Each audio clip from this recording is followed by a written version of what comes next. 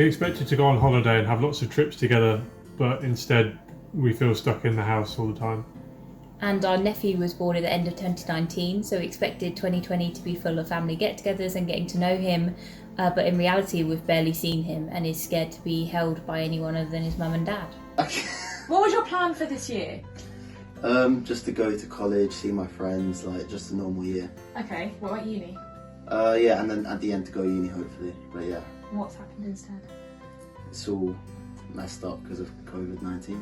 Yeah. What's changed? What's been different? Oh, all of the lessons have now been online and like no interactions with other students, just messed everything up. Yeah, it's not the same. No. So I had quite high hopes for 2020. I thought I was going to have a lot of career development and progression, booked in for all my trainings, but then the pandemic hit and, you know, my company took a hit and I actually got made redundant from a role that I was really passionate about and that I really enjoyed. Luckily for me, I was rehired internally by the same company for a different role, but I now work permanently from home, so, you know, there's some changes there, but I'm just really grateful for job security and my friends and family to support me in these hard times. So 2020, I was hoping to travel the world a little bit more, maybe travel the country a little bit more and see new things, but instead I had to get used to working using my laptop and working in the same place that I eat and sleep, and getting used to not being able to do the things that I'm usually used to do and enjoy doing, and just adapting like everyone else had to, unfortunately. So 2020 has been very different from what I had originally planned.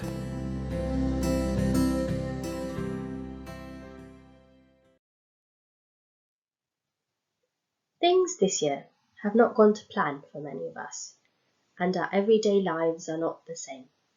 It may be that you are midway through school, college, or about to start university. You may not have sat exams in the same way, or sat them at all.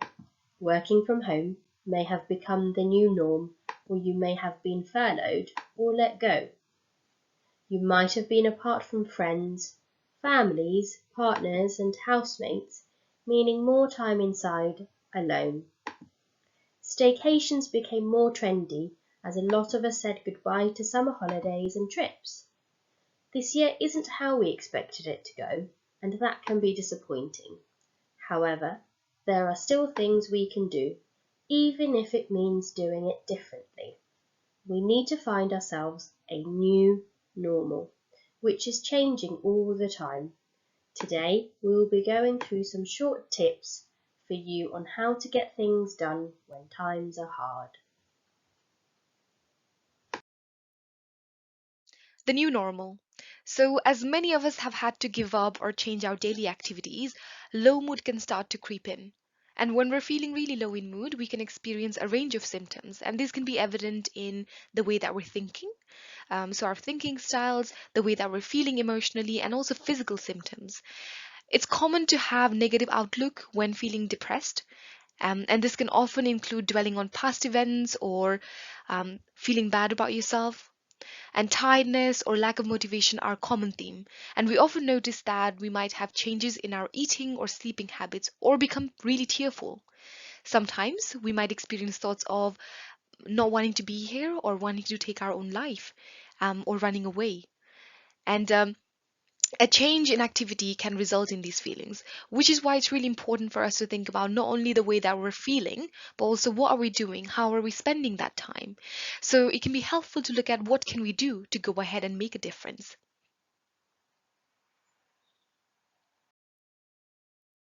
Here you can see a vicious cycle. So in this particular situation, this person is at home feeling really bored. They're having thoughts about can't go to the holiday. Perhaps they were really looking forward to going on the holiday. Just having thoughts about I'm just fed up of being in lockdown. Can't go out to meet my friends or play football, or go to the gym. You know, all of these type of thoughts, which we probably all have had at some point. As a result, they're feeling really annoyed, hopeless, upset, and perhaps quite lonely as well. And as they're feeling that way, they're also physically feeling quite tired, demotivated, and lethargic. So we know that from personal experience, when we're feeling really low, we might change the way we behave. So this person might have a lot of assignments to do, perhaps they're withdrawing from activities or procrastinating. And generally, when we're feeling low in mood, we all do have a tendency to go and do something that maybe gives us a short-term relief. So this might be staying in bed, watching Netflix, comfort eat, all of these behaviors, which again, we all have probably engaged in some point throughout this time as well. So when we're feeling low in mood, there is that tendency to perhaps withdraw from activities purely because we don't have the motivation to. We're feeling very low, lack of energy, and this can go on and bring about even more of these negative thoughts as well. So within CBT, we don't look at just the way that we're feeling. We look at perhaps, is there anything that's going on? So what's playing the part and what's contributing to the way that you're feeling? Today, we're targeting the behaviors because behavior is one of the main things that's been impacted. And what we want to be able to do is bring about some changes. And if we want to change the way we feel, we do need to start to make changes in one of these areas. Behavior activation is one of the technique within CBT. So initially, when we're feeling really low in mood, the pressure could make us feel actually avoiding the situation or activity would be a better solution. However, the longer we avoid, the more difficult it gets to build up that routine again. And this often means that we might miss out on pleasurable activities. So, behavior activation is a treatment that's used to help people when they're feeling really low in mood. And this aims to gradually increase activities and routine back into our lives so that we can start to increase activity, feel much more hopeful, improve our depression, and have greater energy and improve our motivation. So, behavior activation is an evidence-based treatment, which means that it has been proven to be effective in treating avoidance and helping people with low mood. So we've talked about the role of activity on our mood. We know that when we feel not great, we do less, and the less we do, the worse we feel. And so it can be overwhelming to know where to start when we want to start doing things again. The first step is to write an activity list. So writing down a list of things that you want to be doing again. It could be things that you've never tried. It could be things that you used to do. And it's worth including the things that you can't do because of the current situation with the pandemic, as we'll come on to ways of overcoming that later on. When you're writing this list, just make sure that you're listing out some pleasurable activities, so things that you enjoy doing, necessary, so things that you need to be doing, otherwise there could be a negative consequence, and also routine activities, so anything that you're doing daily or weekly to give you structure. It's also worth thinking about your value for those activities, so putting a number from 0 to 10 of how valuable each of those activities are to you at the moment. So 0 might be not at all valuable and 10 could be the most valuable. And that gives you an idea of some of the things that you might want to prioritise when looking at introducing activity in your diary again. So we've got a very generic example here of maybe some of the tasks that would come under each of those headings. And a thing to bear in mind here is that this could vary from person to person, but also for yourself, this might vary week by week. So something could be quite pleasurable one week and it might become a bit more routine or necessary the other week. That could be, for example, exercise is quite a common one. Some people find that really enjoyable and sometimes actually it becomes more necessary or part of a routine. So you've got some examples here, things that this person wants to do, might be playing Xbox, going out for dinner with their friends or watching Netflix, things that they do as a weekly routine, showering, cooking meals, exercise, and necessary things that this person needs to do include studying, paying bills and working. So you don't have to come up with a really long list, it could be just a couple of things and thinking about where they sit in each of these activity lists and thinking about balancing out. So sometimes we have a tendency to stick to maybe including loads of one type of activity. We might be avoiding doing the necessary things we need to do, or we might not have very much pleasurable in our diary. So really worth thinking about if you've got a balance of each of these in your own diary. The next step is to think about how difficult those tasks are to do so that we know where to start. So it's worth thinking about whether that task is easy for you, moderate or difficult. And can you put a number on it? So sometimes it helps to rate it from 0 to 10 of how difficult it might be. And if it is a difficult task, is it worth breaking it down into smaller tasks? So a good example of this might be if you need to do An assignment, for example, can you break that down into smaller tasks such as research, getting up your Word document ready, or actually just looking at previous feedback? So thinking about how you can break tasks can make these easier or more difficult as well. The reason we want to know about how difficult these tasks are is because it can be overwhelming to start with a really difficult task, and we want to build momentum with regular, consistent practice of small tasks. The next step is to plan and do the activities that you've set out.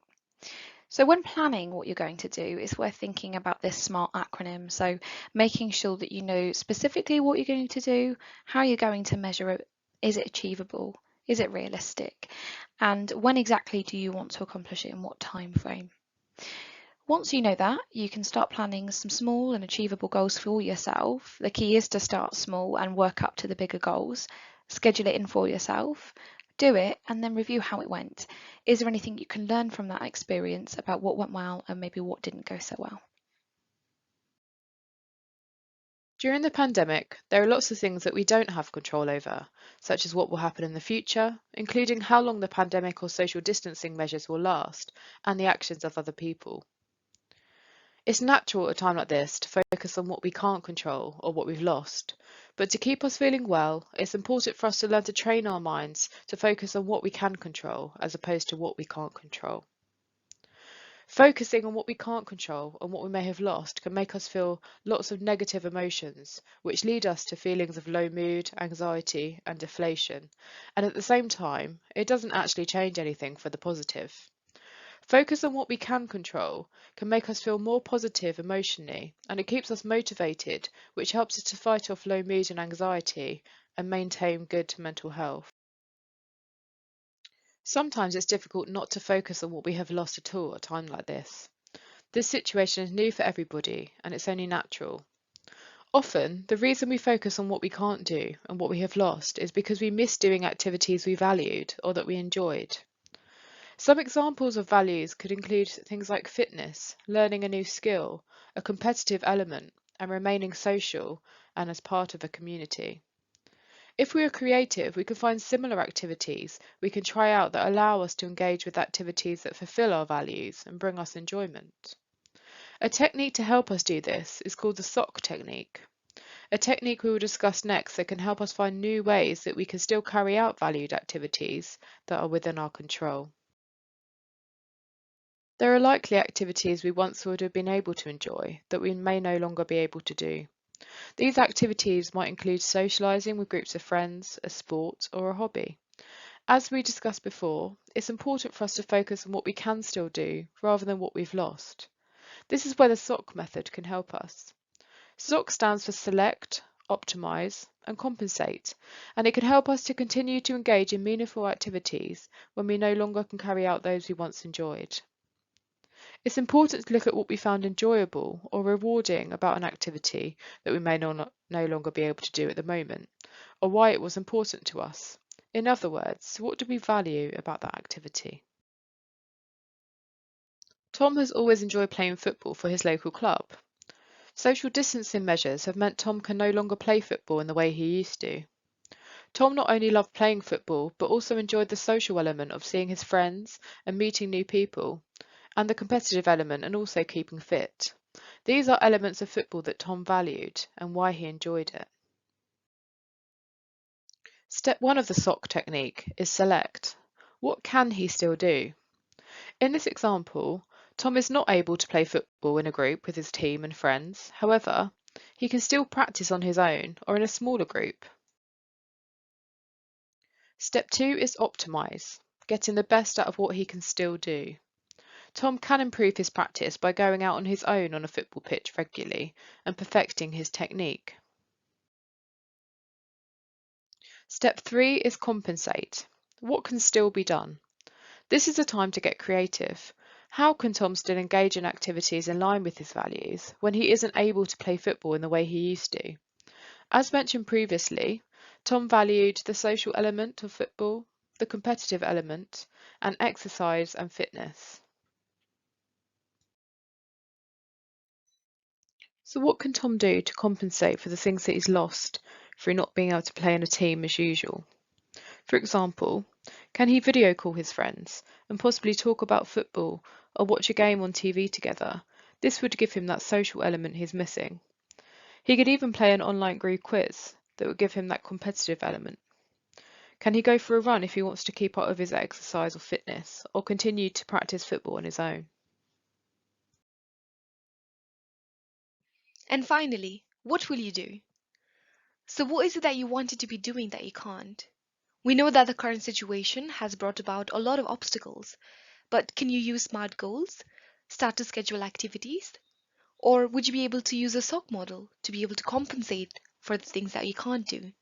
And remember, when you're feeling really low in mood, you're less likely to be doing these activities, might have no motivation to go ahead and start, or just not have any energy to. And the less we do, the worse we feel. So it's really important to remind ourselves when you're feeling low in mood and when you're not having the motivation, that actually motivation is actually that follows an action. And any action that we take towards that direction, no matter how small, is going to be a very important one. So we hope that all of the tips that we have covered here today have been beneficial for yourself. And I'd encourage you to have a look through our website for more videos as well. And would like to wish you all the best for yourself to be able to go ahead and implement these techniques.